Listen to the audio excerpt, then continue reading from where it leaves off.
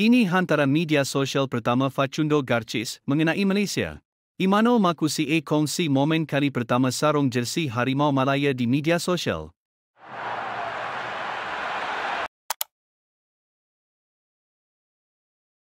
Bek tengah Harimau Malaya, Facundo Garcis, membuat hantaran media sosial pertamanya mengenai Malaysia sebentar tadi. Sejak disahkan sebagai pemain kebangsaan pada awal bulan ini, bintang kelab La Liga, Deportivo Alaves, itu belum pernah melakukan sebarang hantaran media sosial mengenai negara dan ternyata ia amat dinanti-nantikan peminat skuad kebangsaan. Dalam hantaran itu, Garcis mengirim beberapa gambar aksinya sewaktu bersama skuad kebangsaan menentang Vietnam di Stadium Nasional Bukit Jalil pada Selasa lalu, sesi latihan bersama Harimau Malaya, keadaan penyokong di Bukit Jalil serta kunjungannya ke tempat-tempat menarik di ibu negara seperti Menara Berkembar Petronas dan Batu Caves. Selepas 4 jam, hantaran itu telah menerima hampir 1,000 tanda suka dan 700 komen.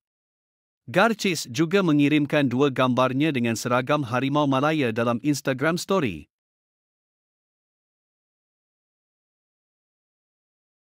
Pemain sayap negara, Emmanuel Marcucci berkongsi momen kali pertama dia menyarung jersey Harimau Malaya dalam satu kiriman media sosial sebentar tadi. Emmanuel dimasukkan sebagai pemain gantian ketika skuad negara menewaskan Vietnam 4-0 dalam perlawanan kedua kumpulan F, pusingan kelayakan Piala Asia di Stadium Nasional Bukit Jalil pada Selasa lalu. Pemain kelahiran Argentina itu, yang kini mewakili Vélez Sarsfield, merupakan pemain termahal dalam Harimau Malaya dengan nilai pasaran 2.5 juta euro, 12.22 juta RM. Malam yang sukar dilupakan. Terima kasih atas semua rasa cinta. Ini hanyalah permulaan, tulisnya dalam kiriman berkenaan. Garcis juga mengirimkan 2 gambarnya dengan seragam Harimau Malaya dalam Instagram Story.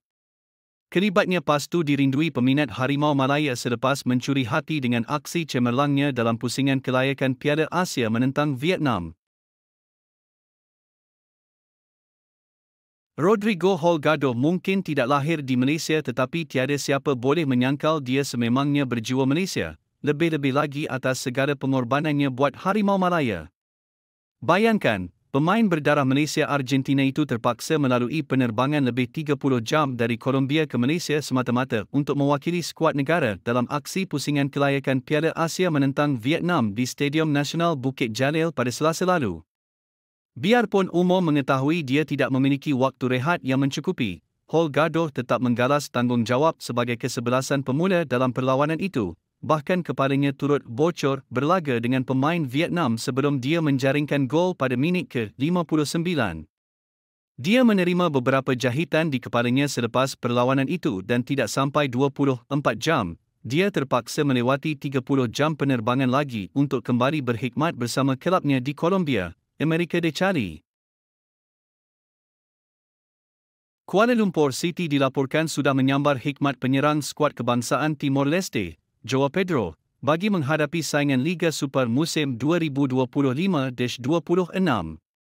Pemain berusia 26 tahun itu sebelum ini bertindak sebagai penggempur kelab Kemboja, Angkor Tiger, dan pernah bermain di beberapa kelab Asia seperti PSM Makassar, Indonesia, Benfica de Macau, dan Ubon United, Thailand. Selain itu, dia juga membarisi skuad ASEAN All-Stars ketika menewaskan kelab Liga Perdana Inggeris, EPL, Manchester United, di Stadium Nasional Bukit Jalil pada hujung bulan lalu. Selain itu, dia juga membarisi skuad ASEAN All-Stars ketika menewaskan kelab Liga Perdana Inggeris, EPL, Manchester United, di Stadium Nasional Bukit Jalil pada hujung bulan lalu.